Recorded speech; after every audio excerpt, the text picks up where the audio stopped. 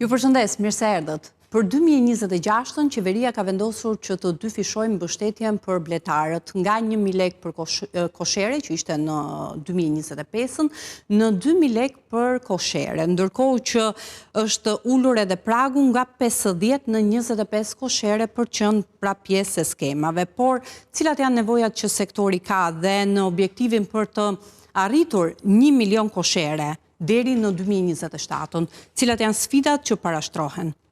Kam kënaqësinë që të kem në studio zotin Vitor Malutaj, kryetari i Federatës Kombëtare të Bletaritësve. Përshëndetje, mirë se erdhët. Mirë se u gjetëm, faleminderit. Kënaqësi që jeni me ne, po ashtu profesori Kasriot Korro, Fakulteti i Mjekësisë Veterinare, Universiteti Bujqësor i Tiranës. Përshëndetje, mirë se erdhët. Faleminderit. Si edhe zotin Fation Hoxha, po ashtu profesor, Fakulteti i Bioteknologjisë dhe Ushqimit në Universitetin Bujqësor të Tiranës. Përshëndetje dhe mirë se erdhët. Faleminderit.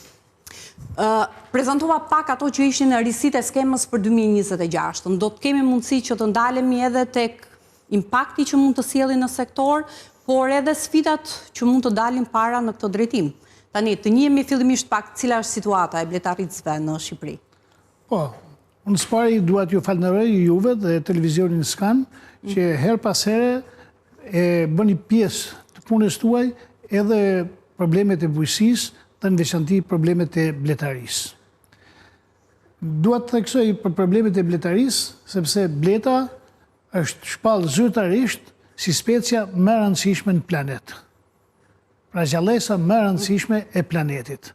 Dhe kjo jo rastësisht, sepse rëndësia e bletës nuk është vetëm ajo që ne dim rëndom prodhimi i mjaltit dhe konsumi i mjaltit, por roli i saj kryesor është plëdhenimi i kulturave bujqësore dhe ruajtja e ekosistemit dhe biodiversitetit. Rreth 80% e bimësisë planohen nga bletët, ose 1/3 e çdo kafshate ushqimit që ne marrim vjen si rezultat i planimit nga bleta. Pra roli kryesor i bletës është ai i planimit. Dhe jo më kot, një në shkencëtarët më të mëdhenj të botës, Einsteini, ka thënë që pa bletën, bota do të jetonte vetëm 4 vjet. Ndoshta duket pak si e egzageruar, por mendoj që të zvoglohet me 1/3, me 33% prodhimi i ushqimit, vërtet që edhe bota s'mund të jetonte tjetër. Në fakt, Shtetet e Bashkuara të Amerikës e kuptuan koston, të paktën për 2025 në një artikull të fundit të The Guardian, vijej në dukje që ishin $15 milion humbje edhe si mos pra i le themi reduktimit të popullatës së bletëve për rrjedhoj edhe moskryerjes së pjesës së pjallimit, që është shumë e rëndësishme. Është shumë e vërtet ajo që tha presidenti i Federatës, sepse rëndësia e këtij insekti magjik që është shpallur edhe si insekti magjik i globit, nuk është thjesht prodhimi i mjaltit dhe e produkteve të tjera të cilat ne marrim prej tyre, por është polinizimi. Polinizimi është vlera e tij. Në Shtetet e Bashkuara të Amerikës, për shembull, bletarët kanë përfitimet më të mëdha nga dhënia me qira e kosherëve të bletëve për polinizim, kryesisht të agrumeve. Dhe jo vetëm Shtetet e Bashkuara të Amerikës, por edhe në shtetet e tjera, edhe në Europë, pjesa më e rëndësishme që vlerësohet dhe që suportohet më shumë është pikërisht polinizimi. Dhe duhet të parë në këtë prizmë domethënë rëndësia e saj, jo thjesht te produkti i mjaltit apo në produktet e tjera, të cilat ne marrim për saj. Kështu që tek ne shfrytëzohet në këtë drejtim? Te neve ende nuk i kemi arritur deri në atë civilizim, mund të themi në këto eza, që ta kuptojmë që edhe Ministria e Bujqësisë, por edhe neve që punojmë në këtë, të vlerësojmë rolin e bletës të këtë sens. Deri tani vlerësohet thjesht në prodhim dhe prodhimin e mjaltit, por duhet patjetër që ne të ndërgjegjësojmë dhe së dyti të vëmë në planin e parë mbajtjen e kosherëve, shtimin e kosherëve pikërisht për këtë qëllim, sepse kjo është pjesa më e rëndësishme. Ne kemi këtë biodiversitet të shkëlqyer, ne jemi ndoshta vendi me fat më të madh se kemi këtë biodiversitet, sepse janë kushtet klimatike, vendi që jemi në mesdhe, por është edhe ajo që u preket më parë, sepse ne jemi një kombë bletëritës që historikisht presidenti mund të flasim qartë sepse vjen nga një zonë që e njeh më mirë, që edhe në të dhënat e Vatikanit, por edhe në të dhënat e tjera, tregojnë që Bletarë shqiptarë ka patur marrëdhënie shumë të mira me Vatikanin për shitjen e produkteve të bletës, por edhe në planin e përgjithshëm evropian. Pra ne kemi një histori në bletëri. Është shumë e vërtetë që ne kemi një histori për sa i takon në bletëritjes. Ka vizatime në për shpella që janë zbuluar, që datojnë 6.000 apo 7.000 vjetë më përpara, që janë në Pogradec, në Lin, apo në Trend të Korçës, apo në vendet tjera ku janë bërë zbulime, ku janë vizatime të ndryshme në Gur, në Përshkëmbi, që tregojnë këtë.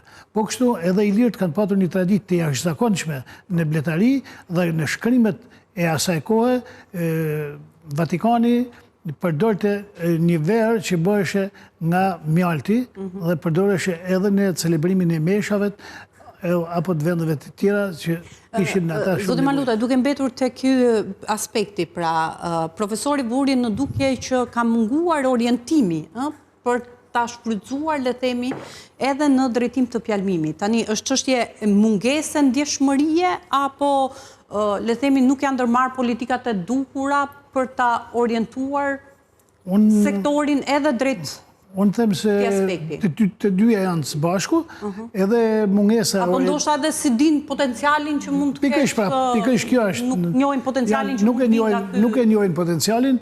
Unë po të regoj histori time në praktike, po kërkoja një vend për të vendosur bletët këtu në Tiranë, dhe rastisht takoj një nga pedagogët e Universitetit Bujqësor, dhe i them kështu, hajde të kur më tha, unë do të paguaj, i thash veç aman, më gjej një vend. Jo, tha, do të paguaj, unë ty, tha.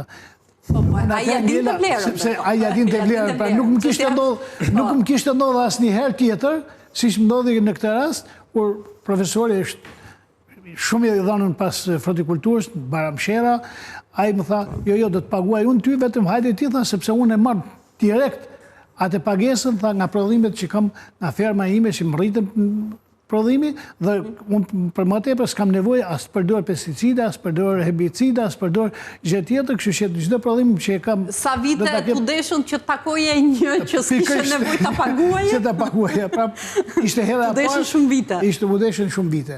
Ishte hera e parë. Ju folit që parë për ca shifra dhe ca objektiva që ka vendosur qeveria. Po, do dalemi, por tani pretendohet faktën që sektori jemi në shifra gjithmonë 600.000 koshere. Po, eksakt janë 587.300 koshere, si pas Institutit Statistikës, janë sot. Si ka ardhur? Atyre, këtë desha ta shpjegoja, ka ardhur shumë në rritje. Ne në vitet 90 kemi trashëguar nga sistemi i mëparshëm 80.000 koshere, dhe sot janë 8 herë më shumë, 7 herë më shumë se sa atëherë, pra 7 herë më shumë. Është i vetmi sektor në bujqësi që ka një rritit të tillë. Pra me 7 fish. Në këto përmasa. Përveç që edhe pularit që kanë marrë një zhvillim të jashtëzakonshëm, dhe asnjë sektor tjetër nuk ka marrë një zhvillim kaq të madh. Tani, nëse do të kuptonim pak arsyet që kanë çuar në këtë rritje, kërkesa, masat e ndërmarra, çfarë do të veçonit ju si faktor që mund të kenë ndikuar? Do veçoja si faktor e para kërkesa, normalisht që po s'pati një kërkesë. Pra kërkesa në treg? Kërkesa në treg për produktin vendas dhe cilësia e prodhimit. Po. Cilësia e prodhimit vendas është mjaft e mirë, falë kjo, jo vetëm punës së bletarëvet dhe kujdesit që ata tregojnë, edhe ndërshmërisë tyre, por sidomos falë biodiversitetit që ka vend hynë, bimësisë janë mbi 350 lloje bimësh mjaltëdhënëse në Shqipëri që shfrytëzohen, se ka 3.000 sa lloje që janë në total, por që kanë kapacitet kullosor për të marrë nga bletët dhe që bën që ky mjalt të jetë mjaft i vlerësuar dhe të jetë i vlerësuar edhe në tregun e huaj. Ne kemi një shans që një pjesë të madhe të mjaltit tonë, pavarësisht se nuk deklarohet, shkon në përmes emigrantëve tanë që kemi në shtetet e tjera, si dhurata, apo për nevojat e tyre, por edhe si dhurata, dhe vlerësohet që t'jenë rreth 500 tonë, mjalt që kalon nga emigrantët tanë. Dhe të gjitha ata... 500 tonë. 500 tonë? Po, 500 tonë. Po, që e bëjnë emigrantët dhurata, e kupton që e bëjnë emigrantët dhurata. Ata këtu mund ta blejnë, pavarësisht një pjesë që mund ta marrin tek shtëpitë e tyre, por që ata e bëjnë kryesisht dhurata. Dhe vlerësimet pastaj që vijnë janë shumë të larta, janë me relativitet shumë të lartë.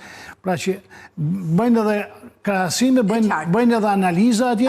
Këtu mbetemi, pra që nuk është çështje shijesh, perceptimi edhe ndoshta edhe subjektiviteti, se është një produkt shqiptar dhe prirësh ta vlerësosh dhe ta konsiderosh.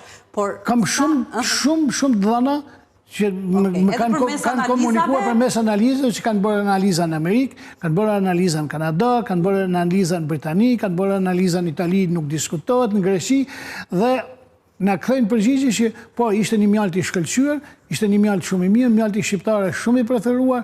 Bravo, pra kemi shumë lëvdata dhe falënderime nga ata që e kanë konsumuar.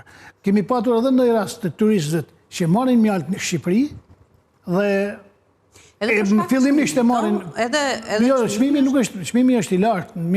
Çmimi i mjaltit në Shqipëri është i lartë. Është shumë i lartë, edhe krahasuar me të tjerë, por ndoshta është pikërisht kjo arsye, që është çmimi i lartë sepse është cilësia vërtet shumë e lartë. Dhe turistët fillimisht e marrin ndoshta me pak droje sepse nuk e njohin, por pasi e konsumojnë ose pasi e testojnë në laboratoret e vendeve të tyre, porositin për herë dytë, për herë tretë me radhë. Kjo është e rëndësishme. Kjo është shumë e rëndësishme. Sigurohet patjetër që tek nënbimësi. Nëse mbetemi tek siguria, autenticiteti i mjaltit, sa rëndësishme është? Ky komponent, edhe për të rritë vlerën produktit në treg. Patjetër, mendoj që në vazhdën e asaj që u diskutua, qoftë nga doktor Malutaj, presidenti, po edhe nga profesor Korro, mendoj që siguria pikë pari është elementi kryesor që bëhet fjalë për produktet. Ne jemi në periudhën që e dëgjojmë shpesh herë, jemi edhe në kuadër të marrëveshjeve ose kapitujve për parafrimin me Bashkimin Evropian. Kështu që mendoj që siguria është çelësi kryesor, edhe pse duhet të them që sa herë kur flitet për produktet e bletës, mjaltin në veçantë si produkti primar, ne nuk kemi një qasje fort për sa i përket produktit, sepse mendojmë që mjalti është produkt i sigurt, nuk është i kontaminueshëm, por në fakt edhe mjalti mund kontaminohet, edhe kontaminimi është qoftë nga ndodhësit mjedisor, mjedisi përreth, pesticidet, aplikimet, por qoftë edhe nga praktikat që zbatohen nga bletarët. Ajo që përmendi pak më përpara doktor Malutaj, lidhet pikë pari me një perceptim për produktet shqiptare. Është shumë e vërtet, ne kemi një biodiversitet, ne kemi bimë mjaltëdhënëse, patjetër ka një fokus drejt prodhimit mjaltit unifloral, sepse preferenca konsumatore për sa i përket tipeve të ndryshme të mjaltit është specifike, do duhet kemi edhe një orientim, ka disa lloje në treg, por ka një potencial akoma më të madh që do duhet shfrytëzohet, dhe për sa i përket autenticitetit është një përgjigje që sot, edhe në këtë moment që po flasim, në nivel global, po edhe më saktë në ato europian, është akoma një çështje debatueshme. Pse? Nuk ka një metodë të vetme që të përdoret për të verifikuar pikërisht autenticitetin e mjaltit, pikërisht naturalitetin e mjaltit. Është një çështje komplekse, do duhet të kuptojnë që produktet e bletës morën një vëmendje të shtuar sidomos pas pandemisë COVID-19, pse? Sepse filloi përdorimi i produkteve natyrale, edhe duke qenë se produktet e bletës janë produkte natyrale, kuptohet një kërkesë më e madhe, por sot që ne po flasim, ne, përsa i përket Shqipërisë, po edhe vendeve tjera, vendeve të Bashkimit Evropian, ne kemi një koncept të vetë mjaftueshmërisë. Do të thonë, ne kemi një kërkesë më të madhe se sa realisht mund të prodhojmë. Kështu që gjendër përballë kësaj, ne kemi parasysh që siguria në vetvete dhe pikë pari është besim. Është marrëdhënie njerëzore, ne kemi fatin e madh që kemi zinxhir të shkurtër furnizimi, ne njohim bletarët dhe shumë mirë që njohim bletarët, sepse mund vizitojmë parkun, mund asistojmë në vjeljen e mjaltit e tjerë, por edhe të shmangni dhe të parandaloni duke i ndërgjegjësuar mbi burimet e mundshme të kontaminimit të produktit. Po kjo është elementi kryesor që kërkon e pari punës ndërgjegjësim dhe trajnim të vazhdueshëm, sepse profesor Korro do e përmendi, po në projektin që ka pasur për sa i përket monitorimit pesticideve, ne jemi me fat, sepse rezultatet treguan që nuk ka një kontaminim, po kjo është e lidhur me të faktin që bletaria është në zona ku nuk ka një bujësi intensive, në zona kodrinore, rurale, malore, ku edhe natyra është më e pastër, por ato që do duhet theksoj, u theksua biodiversiteti, u theksua pjalmimi, do duhet kemi parasysh që bleta dhe produktet e zgjorit janë edhe indikator i shëndetit mjedisit. Ato tregojnë se sa i shëndetshëm është një mjedis i caktuar. Mendoj që çështja e sigurisë lidhet pikëpari me disa element, me besueshmëri, besim, po besimi ndërtohet nëpërmjet standardeve dhe transparencës. Kështu që mendoj që sot është çështja më e debatuar në nivel europian edhe më gjerë. Pra nuk është një çështje që edhe diskutimet mund të shikohen të mbyllura. Jo, nuk besoj, nuk është çështje lokale, por një çështje më e gjerë, sepse duhet kuptojmë diçka, do kemi edhe gjatë mencionit ta përmendim, por sot në Bashkimin Evropian vetëm mjaftueshmëria, do të thonë ajo që në lidhje me kërkesën edhe prodhimin është 63%. Çfarë do thotë që Bashkimi Evropian detyrohet të importojë mjalt nga vende të treta, Kinë, Turqi, edhe Ukraina, edhe pse është në luftë, Ukraina është një nga importuesit, një nga vendet që eksportojnë. Mund të një moment, edhe për shkak të kësaj kërkese në rritje, le të themi, për këtë produkt, mund të jetë një moment që mund të shfrytëzohet nga ne edhe i rikthehemi çështjes së objektivit për të arritur në 1 milion koshere. Sa e mundur është kjo, sepse është vendosur edhe afat 2027 për këtë dhe kjo politikë që do të ndërmerret këtë vit, pra për të rritur mbështetjen, për të ulur pragun e përfitimit e kështu me radhë, do të ndihmojë që të shkohet në këto shifra. Pra, gati 1 milion koshere. Edhe pikërisht për të rritur numrin, çfarë sfidash mund të dalin përpara dhe a duhet shoqërohet ky objektiv që të mos mbetet vetëm numerikisht, pra arritëm numrin e koshereve, po a arritëm prodhimin, a garantuam sigurin e produktit, a garantuam tregun se janë të gjitha element që nuk duhem parë... është një konstatim shumë i drejtë. Unë mendoj se nuk është shumë e rëndësishme rritja e numrit koshereve. Pra nuk duhet ne kemi një rritje, mbetemi thjesht për unë e thash që kemi një rritje shumë të madhe galopante, nga 80.000 në 90-ën sot kemi 587.300 koshere, ose nga 260.000 në 2014-ën, sot kemi 2 fishin e tyre. Pra 2 fishin me 2014-ën, për 12 vjetë është 2 fishuar numri. Por çfarë ka ndodhur me prodhimin? Por kishim 260.000 koshere në 2014-ën, prodhimi ishte dikun të 4.500-5.000 ton. Sot kemi 5.680 ton. Pra, janë rritë 600-700 ton gjithsej, pavarësisht se është 2 fishuar. Në qoftë se në vitin 2014, rendimenti... Po kjo meriton analizë. Pikërisht pranaj edhe po e futim kësaj analize. Në qoftë se në 2014 dhe në ato vite, rendimenti i përkoshere shkonte nga 15 dhe deri në 18 kg, tani ka ra në 10-12 kg.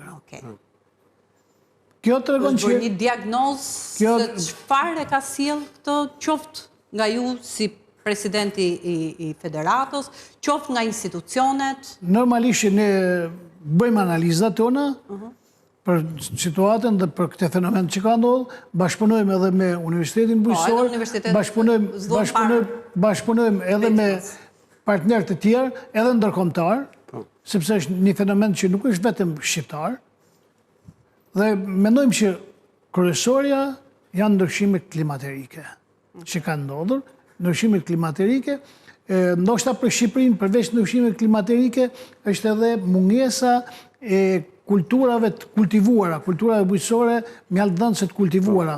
Ne dikur kishim plantacione me lule dielli, kishim plantacione me pemë, kishim plantacione me disa lloje, qoftë edhe me fasule. Që mjalti në Korç i fasulës ishte i përmendur. Tani kemi vetëm ato tegrat. Kjo ka bërë që vërtet cilësia dhe kualiteti i mjaltit të rritet, pra mos sasia është në rënje. Është në rënje. Një diçka tjetër është edhe një tendencë që kanë njerëzit për të larguar nga fshati dhe për të larguar nga prodhimet bujqësore dhe nga prodhimet blegtorale. Nuk merren tani me bagtitë e tjera, kthejnë, mbajnë 10 koshere blet apo 20 koshere blet dhe realisht fitimi është më i madh duke u marrë me 20 koshere blet. Kemi bërë një studim Shumë e rëndësishme edhe kjo tipologjia, tani pse e konsiderojnë të rëndësishme, sepse në atë artikullin ishte përcaktuar në bazë të numrit të koshereve se si ishte dëmi. Pra, në 2025 në Shtetet e Bashkuara të Amerikës. Edhe i kishin darë në ata të cilët kishin një numër të kufizuar, ata të cilët ishin diku nga mesi, pra se sa koshere mbanin, edhe ata të cilët e kishin për arsye komerciale, pra për të shitur. Edhe këta të fundit ishin më pak të prekur në raport me të tjerët nga efekti ndryshimeve klimatike, duke qenë se e konsideronin biznes, ishin më të prirur që të ndërmerrnin masat e duhura për të minimizuar dëmet. Edhe kjo është shumë e rëndësishme. Po, tani, duke identifikuar tipologjin, pra se çfarë strukture, le të themi, kanë bletarritësit në Shqipëri, çfarë dominon, sa koshere kanë mesatarisht? Atëherë, Shqipëria ka 12.000 bletëritës aktiv, nga të cilë 3.000 janë bletëritës profesionistë që kanë mbi 50 koshere me bletë. E quajnë profesionistë në Shqipëri me 50 koshere, nësa shtetet të tjera kanë numër më të madh, dikush e ka me 100 koshere, dikush e ka me 200 koshere. Po e kemi lënë 50 nësa ajtë ishte kufiri. Ajtë ishte kufiri dhe këto i shuanin... Dhe ata që kishin më pak... Po, këto i shuanin profesionistë. Kështu që ajo marrja e shumë njerëzve pa patur një edukim më përpara, sepse të merresh me këtë insekt, kaq delikat, kaq të rëndësishëm, duhet të kesh një nivel dijesh. Pra të kesh një huri, dhe kjo tek ne mungon. Përveç kësaj, brezi i bletërizët po vjen duke u vjetruar. Para 2 vjeç apo 3 vjeç, mosha mesatare e bletërizëve në Shqipëri ishte mbi 57 vjet. Tani ka kaluar mbi 60 vjet mosha mesatare. Janë pak të rinj që merren me bletën, sepse është një punë që kërkon tërë kohën të jesh i përshëndruar atje, dhe vetëm fëmijët e bletërizët që ndihmojnë prindërit e tyre, por bletërizë të ri që merren vetë direkt me bletën, kemi shumë pak. Kemi shumë pak. Po kështu, shumë e rëndësishme është që edhe në sistemin arsimor të futet edukata për bletët. Po e nisëm kështu në pasaj binë që çdo... Po shumë e rëndësishme.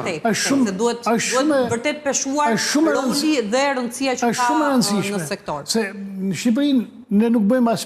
Tani vonë kanë filluar të futen disa element në për shkollat fillore apo në shkollat 9-vjeçare që janë tani, edhe për qarkullimin në rrugë. Fëmijët tani kanë filluar në pak, por nuk kanë njohuri njerëzit. Edhe del mes rrugës, nuk din të respektoj vjetë e bardha, nuk din të respektoj semaforin. Pa lem, pastaj të merresh me biologjinë e bletës dhe me të futesh në ato analet shkencore të mashtrimit bletës. Don një farë lloj edukimi. Ne edhe në fakultet, profesori është këtu dhe profesori tjetër, edhe në fakultet lënda bletës është akoma fakultative, nuk është e detyrueshme. Po kur del specialisti veteriner dhe ai sa të mbaroj shkollën do thirret nga bletëritësit. Thash nuk është pak, është një armat, janë 12.000 veta. Dhe ai mas pari ndihmën do kërkoj te specialistët. Dhe specialisti në këtë rast është veterineri. Po veterineri ai mund mos i ketë bërë fare lëndën se nuk i ka pëlqyer, edhe sepse është lënë me zgjedhje. Dhe ai s'merr vesh fare nga bleta. Është një ndryrë shumë e drejtë. Unë bashkëpunoj me presidentin e Federatës Bletare, për faktin sepse ai është jo thjesht vetëm një vletar dhe president i Federatës, por ai është edhe kërkues, ai është doktor i shkencave dhe ne jemi gjithmonë disa punime shkencore kemi edhe bashkë. Padyshim edhe me profesorin kolegun tim Fation. Tani, në plotësim të gjërave që tha presidenti, do të shtoj që është shumë e rëndësishme që ne të rrisim edukimin e jo vetëm të komunitetit në përgjithësi, por kryesisht të trajnojmë dhe të kualifikojmë bletarët me qëllim që sot ne kemi një bletarit që është 7 fishuar, tha presidenti. Por a do të rezistoj kjo? Sepse kemi emigracionin, pasaj së dyti mosha e bletarëve sa po vjen dhe po rritet. Atëherë duhet një vazhdimësi, dhe kjo vazhdimësi do të vijë nga breziri. Dhe bleta, sektori bletës, është kaq tërheqës dhe kaq evident sa që ne e thamë që është ka vlera sepse shton prodhimin e shton, por arruam diçka të rëndësishme. Bleta, sektori bletës është vetë punësues. është pra vetë punësosh. E tha presidenti, tha që tani lën bujësin edhe merren me 15 kosher 20. Sepse ai ka të ardhurar me të. Ndërmjet mbajtjes kultivimit të bletëve punësohen gratë, vajzat të cilat nuk kanë punë në zonat rurale. Është një burimtar. Është edhe një burim trend. Çështja është të standardizohet tregu. Edhe një trend tregjes, kryesisht për të rinjt të cilët shkojnë në emigracion, nuk e gjejnë dot veten dhe mund të merren me një biznes të tillë. Tani, por që kjo ka rëndësishme është të orientohen siç duhet. Për të plotësuar konkluzionet që tha kolegu, tani bletaria ndër tani po zhvillohet në bazë të burimeve të egra, bimëve të egra që kemi, kullotave të egra. Por bletaria që të zhvillohet dhe të shtohet numri, duhet patjetër që të shoqërohet dhe me zhvillimin e bujqësisë. Në fakt e bujqësia çfarë po ndodh? Po ndodh e kundërta. Është abandonuar, janë larguar në emigracion, nuk ka bujqësi. Edhe slovenët kanë një shprehje shumë të bukur. Ata thonë që bleta është poezia e bujqësisë. Domethënë, nëse do bujqësi të zhvilluar, duhet bletë. Tani, profesor, për të mbetur gjithmonë tek ai objektivi, por sjell në vëmendje atë që zoti Malutaj e konsideroi kur e pyeta për faktorët, pra nëse ne jemi sot me një numër më të madh kosheresh, por me e përkthyer jo me të njëjtën sasi produkti, rënditi faktorin kryesor ndryshimet klimatike. Sa e udhës është që në objektivin e vendosur për të rritur dhe për të shkuar në 1 milion koshere, të bashkëshoqërohet kjo politik, ky objektiv edhe me masa për të zbutur efektet nga ndryshimet klimatike? Po, vetë kultivimi ose shtimi i bletarisë nuk dikon thjesht vetëm në rritjen e të mirëqenies, rritjen e të ardhurave të bletëritësve, familjeve të tyre, po ndikon edhe në shtimin e biodiversitetit. Sepse duke mbajtur shumë blet, shtohet, domethënë shtohet polenizimi, shtohet popullata e bimëve e tjera dhe diversiteti tyre. Dhe shtimi i saj në fundit dikon edhe në zbutjen, është një element në zbutjen e efekteve. Dhe ka një efekt në vetë. Ka vetë. Pra, kjo është njëra. E dyta që mund të ndikohet është që për të zgjeruar këtë sektor është zhvillimi i bujqësisë, sepse zhvillimi i bujqësisë po një bujqësie e qëndrueshme, organike. Jo një bujqësie sepse ne nuk mund të konkurrojmë bujqësitë, kolegu im mund të flasim mirë se ka qenë dhe një specializim. Nuk mund të konkurrojmë bujqësinë e Serbisë, sepse është shumë e zhvilluar. Por ama ne mund ta konkurrojmë atë ndërmjet bujqësisë organike dhe të qëndrueshme dhe e cila ndihmon dhe zhvillimin e bletarisë, sepse ajo zhvillon bletarinë, se bujqësia industriale pastaj bujqësia e zhvilluar ose intensive e dëmton sepse do të përdoren kimikate të tjera kështu. Dhe kjo, pra, zhvillimi këtij sektori ndikon edhe te bletaria. Edukimi ishte një element tjetër i rëndësishëm që u përmend nga kolegu. Edukimi jo vetëm se ne thjesht themi të përgatisim mjek veteriner apo të përgatisim specialist të kontrollit të ushqimeve, që bën fakulteti juaj. Por jo, ne duhet të edukojmë që në nivelet e shkollave nëntëvjeçare, por edhe mundësisht në shkollat ato që quhen shkollat e mesme, sepse duke edukuar me të, ata nuk e kanë mendjen të shkojnë në emigracion, e kanë mendjen të hapin bizneset e tyre në zonat rurale, kryesisht me bletën, me bujqësinë e tjera, dhe kjo pastaj shton ndikon në shtimin e numrit të koshereve, padyshim ka ndikimin edhe në zbutjen e efektit mbi klimën. Plus pastaj ka faktorë të tjerë në ndikimin e zbutjes së klimës. Ne thamë për këto efekte, por mund të jenë për shembull një paketë ndoshta mbështetëse edhe për gjithmonë për të përmirësuar cilësinë, për të rritur, pra se si rritesh numerikisht rrit edhe prodhimin, pra të orientohen në mënyrën e duhur që kjo të përkthehet edhe në më shumë prodhim, gjithmonë nëse mund të realizohet. Patjetër. Edhe kjo, pra, është e rëndësishme të mos kufizohemi vetëm tek përmbushëm objektivi, 1 milion koshere, se kemi qef këto... Tash gjithmonë nuk është ajo numri i koshereve, se sa është... Ajo produkti që bëhet dhe cilësia e produktit dhe angazhimi i njerëzve. Po. Dhe ato masat që ju përmendet që paktën i ka premtuar qeveria se akoma nuk është hapur thirrja, por edhe ato masa besoj se do kenë një ndikim shumë të madh, sepse nuk ishte normale që një bletëri që kishte më pak se 50 blet, 45 blet, mos përfitonte, kur ai tjetër për 5 blet më shumë përfitonte. Ose ai mbi 150 nuk duhet përfitonte, sepse ka më shumë dhe s'ka nevojë. Ne kemi nevojë për të shtuar sa më shumë, për të prodhuar sa më shumë cilësi, dhe ajo që unë e kam diskutuar edhe me përfaqësues të qeverisë, kur kemi patur rastin të takohemi, është stimulimi i prodhimit. Subvencioni për prodhim të shitur. Kjo është baza ose qelësi. Po, mbështetje direkte. Mbështetje direkte e bëjnë shtetet tjera, e bën Maqedonia që kemi, e bën Kosova, e bën Maqedonia që kemi ne këtu, për çdo kilogram mjalt të shitur, ai merr një subvencion të caktuar, që kjo bën që të rrishin prodhimin, jo të rrishin vetëm numrin, po të rritin prodhimin e mjaltit apo prodhimin e produkteve të tjera. E përmendi çfarë doktor Fationi. Do jeni edhe te pjesa e rimbursimit, Po pikërisht. Kështu që indirekt, pra edhe ajo është një përfitim. Është një përfitim, por sot kjo nuk ka patur ndonjë ndikim të madh, sepse mjalti është shitur direkt tek bletëricit. Profesor, do më lejosh vetëm të shkojmë në pak publicitet, nëse... Jo, kisha diçka për shtuar, po pas. Po, të mos e humbim logjikën, mund ta thoni, po. Okej, jo, për të shtuar atë që tha doktor Maluta dhe profesor Korro, për sa i përket numrit dhe pyetjes që ju bët për sa i përket 1 milion, mendoj që gjë e parë që do duhet bërë ka të bëjë me vlerësimin e kullotave mjaltëdhënëse. Ne shpeshherë kemi diskutuar.